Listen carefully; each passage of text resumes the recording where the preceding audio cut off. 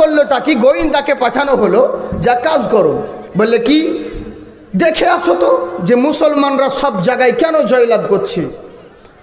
বিশ্বের কোনো ইতিহাস নভেল নাটক পড়ে হেদায়াত হতে পারবেন না, কিন্তু ইসলামিক হেদায়াত হিস্ট্রি পড়ুন, তাহলে বুঝতে পারবেন। আমার মন বলে ওই আদর্শ যদি আপনার অন্তর ছুঁয়ে যায়, ওই পথই আপনাকে হেদায়াতের পথে গ্রহণ করবে। সুবহানাল্লাহ বলেন।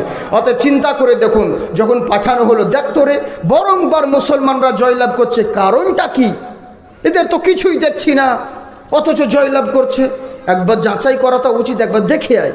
গোয়েন্দা পাঠানো হলো, 1 মাস হয়ে গেল, 2 মাস হয়ে গেল, 3 মাস ধরে এরা গোয়েন্দারা খুঁজতে আরম্ভ করলো, মুসলমানদের সঙ্গে ভালোভাবে মিলামিশা করলো। করার পরে রাজার দরবারে ফেরত এলো। রাজামশাই জিজ্ঞাসা করছে, কি ব্যাপার রে বল, কিসের কারণে মুসলমানরা জয়লাভ করে, ওদের কি এমন শক্তি আছে? তখন গোয়েন্দা বলল, বাদশাহ মশাই শুনুন। বলে কি হয়েছে বল? বলে ওদের সঙ্গে আজকে কেন কিয়ামত অবধি কোনোদিন লড়াই করে পারবেন না।